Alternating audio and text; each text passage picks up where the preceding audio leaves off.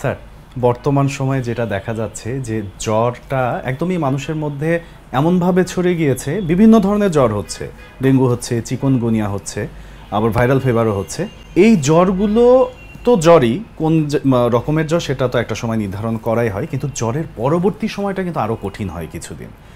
শরীর ব্যথা করে, শরীর দুর্বল লাগে, অনেক রকমই ঘটনা ঘটে। আপনার কাছ থেকে একটু শুনতে চাই।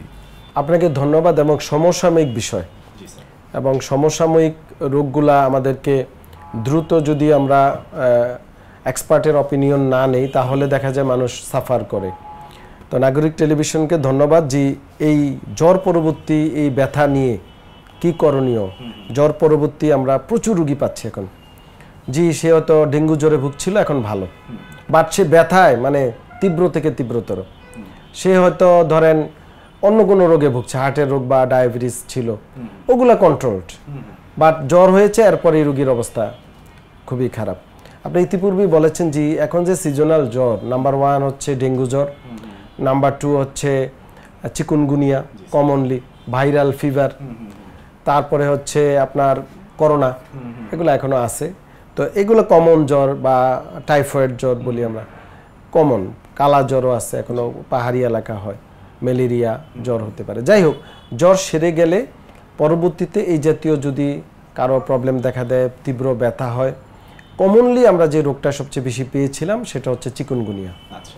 এবং এই চিকুনগুনিয়ার ফ্যাটার্নটি হচ্ছে আপনার এই যে আর্থ্রালজিয়া, মানে মনে হয় যে শরীর ভেঙে শেষ, পাশাপাশি হাত পা ফুলে যেতে পারে, অনেকের স্কিন র্যাশ একটু দেখা দিতে পারে, অ্যাঙ্কেল গোড়ালিগুলো একটু ফুলে যেতে পারে, এগুলা কমনলি, এবং শারীরিকভাবেও ভীষণ দুর্বল হয়ে পড়ে। তো এইটা আমি বলবো আমাদের সচেতনতা দরকার এবং কি করণীয় এটা আমাদের জানা দরকার। প্রথমত, জ্বর পরবর্তী সমস্যা দেখা দিলে কিছুদিন রেস্টে থাকতে হবে। রেস্টে থাকতেই হবে, সেটা কারো ক্ষেত্রে 1 সপ্তাহ, কারো ক্ষেত্রে 15 দিন, যদি প্রয়োজন 1 মাস। প্রপার ডাইট, পুষ্টিকর খাবার খেতে হবে, পুষ্টিকর প্রোটিন রিচ খাবার, দুধ, ডিম, মাছ, মাংস, তরি তরকারি, শাকসবজি, প্রচুর পানি খেতে হবে। যদি কোনো রোগের ডাক্তারের নিষেধাজ্ঞা না থাকে, 2-1টা রোগীর ক্ষেত্রে থাকতে পারে যে আপনি 1 লিটার বেশি খাবেন না, এটা ডাক্তারের পরামর্শ যদি থাকে।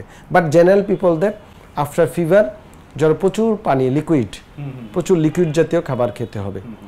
নিয়মিত প্রতিদিন কুসুম গরম পানিতে গোসল করিবে, এটা খুবই ইম্পর্টেন্ট। মাথায় নর্মাল পানি দিবে, শরীরে দিবে।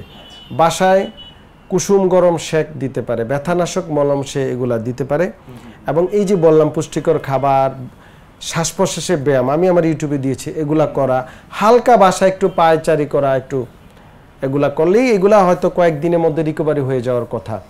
তারপরেও যদি না হয় তাহলে অবশ্যই পুনর্বাসন ও ফিজিওথেরাপি চিকিৎসককে দেখালে কিছু আমরা ফিজিওথেরাপি, ইলেকট্রোথেরাপি আছে বিভিন্ন, যেমন ফার ইনফ্রারেড থেরাপি, ওজন থেরাপি, বিভিন্ন এক্সারসাইজ, প্যারাফিন ওয়াক্স থেরাপি, আমি কিছু নাম বলছি, এগুলো আবার অনেকে মিডিয়া থেকে নিয়ে ওগুলো শুরু করলে হবে না, এটা চিকিৎসক সিদ্ধান্ত, আমি বোঝানোর জন্য বলছি।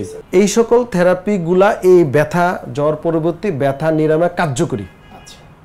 ধরেন আপনি কতদিন ব্যথার ওষুধ দিবেন, এবং অনেক ক্ষেত্রে যেমন ডেঙ্গু জ্বর পরবর্তী অনেক সময় প্লাটেলেট কাউন্ট কম থাকে, আপনার পেইন কিলার দেওয়া নিষেধ, সেই ক্ষেত্রে আপনাকে এই থেরাপি চিকিৎসা খুবই কার্যকরী।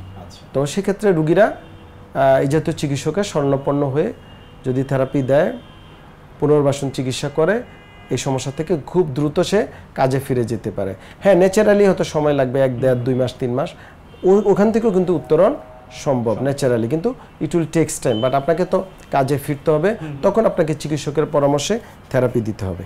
স্যার, অনেক সময় দেখা যায় যে মাঝে মাঝে অল্প অল্প করে জ্বর আসছে একটা নির্দিষ্ট সময়, আবার সেটা সেরেও যাচ্ছে। এটাকে অনেক সময় ধারণা করা হয় যে ভেতরে কোনো একটা ইনফেকশন থেকে এরকম হতে পারে। আপনি কি মনে করেন স্যার, আর কি কি কারণে হতে পারে?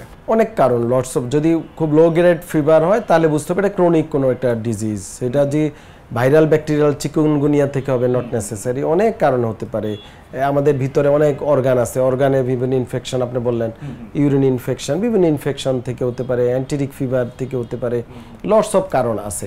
তো যদি কারো এই জাতীয় লো গ্রেড ফিভার থাকে, যেমন অনেক সময় টিবি রোগেও থাকে লো গ্রেড ফিভার এবং দুর্বল লাগে, তো এই ক্ষেত্রে অবশ্যই চিকিৎসকের শরণাপন্ন উচিত আমি মনে করি।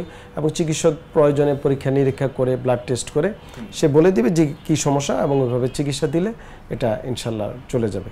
অনেক ধন্যবাদ স্যার। বর্তমান সময়ের এই পরিস্থিতিতে আসলে জ্বর নিয়ে কিছু কথা দর্শককে জানানো আমাদের উদ্দেশ্য ছিল। ভালো থাকবেন। আপনাকে অনেক ধন্যবাদ। নাগরিক টেলিভিশনকে অসংখ্য ধন্যবাদ।